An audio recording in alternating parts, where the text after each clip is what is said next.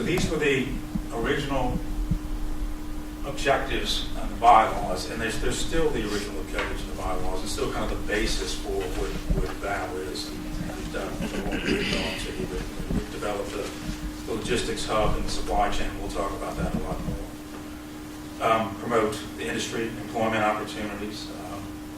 Obviously, jobs being a big deal, and certainly when it was set up in 2009, it was, we kind of didn't know yet the implication of what the government cutbacks would do to certainly the area of Hampton Roads and shipbuilding. And create a home market for the wind projects off the coast of Virginia.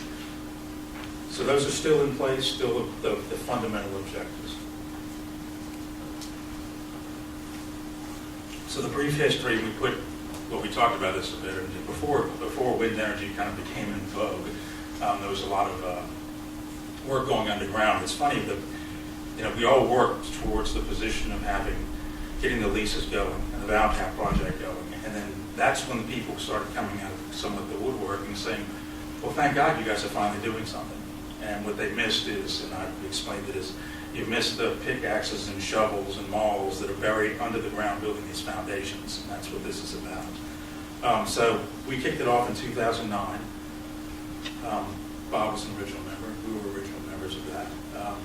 And the concept then was to carry bills into the legislature and kind of move some of this forward in awareness and education, and particularly with some of the regulatory issues involving permits and timing.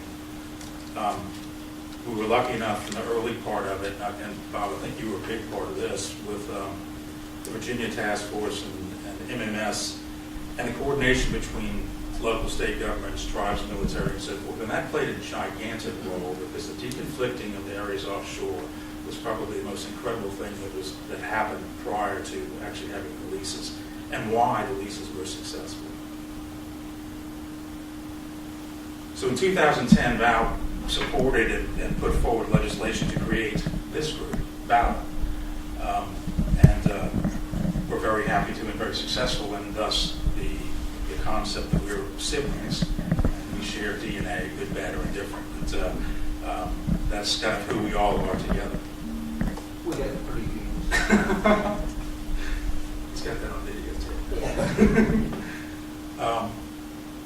So as we kind of move through time, still in 2010, further lobbying efforts with VAL and Offshore, with energy credits, back to the focus on the deconflicting of the area. A lot of time spent with DOD and representatives of the Navy regarding lease blocks and expansion lease blocks and contraction lease blocks. Spent a lot of time with JMU working on the alliances and framework for what ultimately would be the VAL Tap project. So that was just a lot of fun in the early days of creating that project.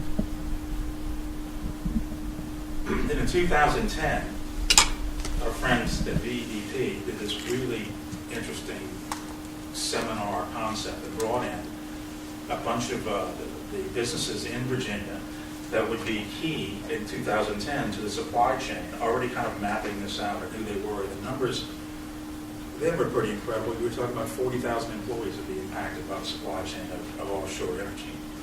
And we'll talk about that in a bit too, but that was a really nice kickoff and very helpful for VEP to do that for the group.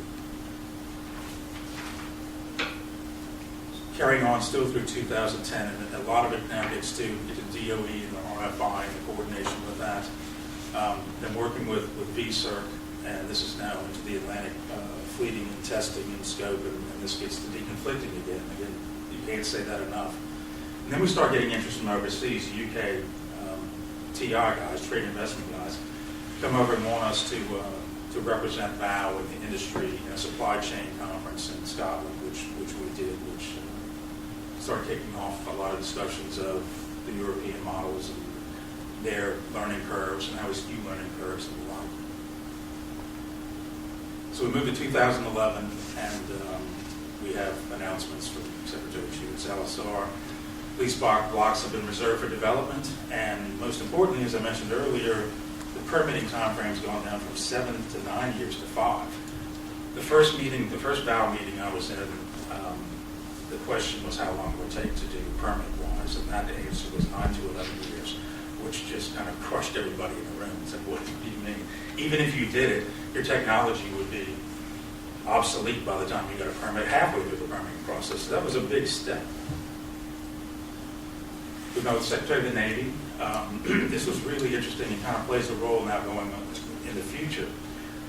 The budget cuts to the Navy, their energy consumption, and how we certainly have now Secretary Ray Mavis, who I know from a prior life very well, and his goal to put green energy behind many of these things, and how we can use the possible offshore wind stuff to supplement the Navy's energy resources of usage in Hampton Roads and maybe other ones. We also headed up a discussion with the Virginia Pilots Association. Had serious concerns about deconflicting again, and we're going through all these folks and making sure everybody's okay. And we spent a lot of time with those guys, resolving their issues and making sure they were fine with it as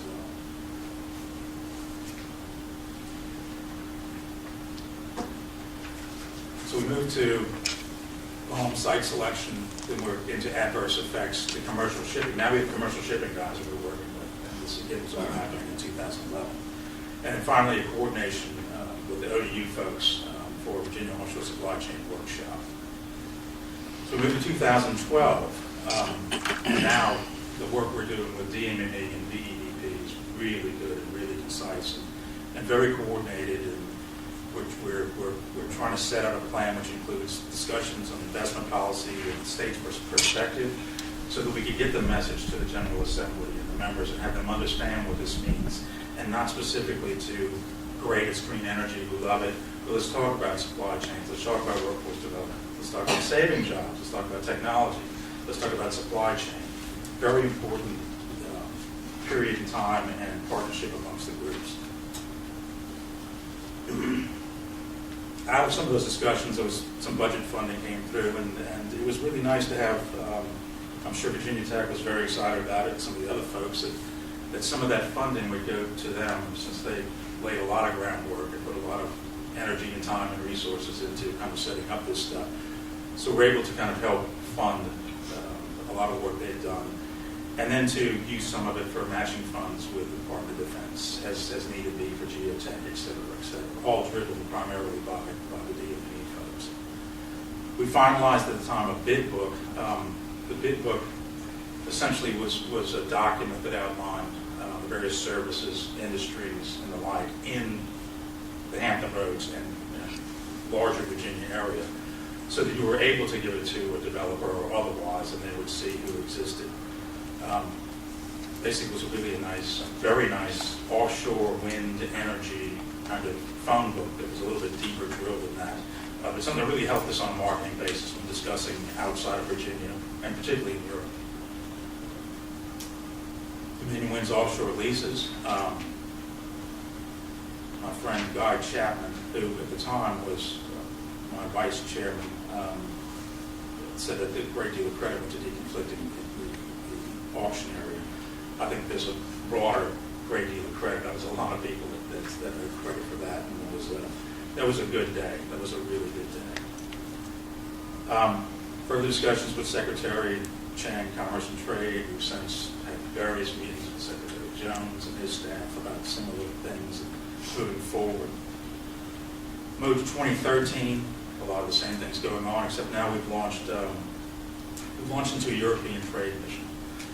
We gathered several companies, government entities and so forth, based in Antwerp, Bremerhaven, Hoboken, and we took off with a group of people, including VEDP was kind enough to have one of their people from Berlin join us, and we spent several days going through in the early days the financing, insurance side in the Antwerp area, and then into the fabrication facilities.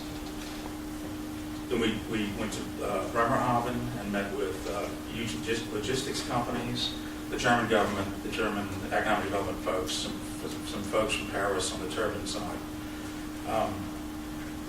There were two goals here. One was, for me personally, I grew up on the Gulf Coast in shipbuilding and maritime operations, particularly offshore energy, as one would imagine. And it's very difficult to see these things in a photograph. and understand how big they are. So to bring people over there who appreciated what we were doing, but could stand next to now the Great Pyramids, a tripod in Bremerhaven, Germany, that weighs 900 tons, just the foundation alone. And through the process, the continuity and the serial manufacturing, and then the other services and engineering and so forth was really, really important. But I guess the one thing that we really wanted to get out of them was to see if they were available and interested in sharing with us lessons learned and helping us skew learning curves where we can and otherwise, just any other input they had. And I must say they were, I wasn't surprised that they said yes. I was surprised about their enthusiasm and continued enthusiasm. We left Europe inviting them to join us in Hampton Roads to have discussions with various parties. The VLG logistics folks came over in January. We had a whole group of people, Val and otherwise, and the VEP was there, and DME and the like, just to kind of get a feel for things and have them understand that Hampton Roads and the area is a prime location, asset-wise and services-wise, for this hub. So we moved to 2014 and back to kind of the General Assembly and just kind of pushing it forward, particularly on the heels of the trade mission. And we did this a couple of years in a row, so it's a bit redundant, the slide, but 21 meetings in 8 days, and then we were the lead presenter to the Hampton Roads Caucus in 2014, and really pursuing the message of the jobs and the supply chain and the like. And they got it in a big way, and I guess the point is we really need to make sure they keep getting it in a big way. The Dominion's awarded the VALTAP project, and I want to thank Dominion and the Department of Energy for the timing.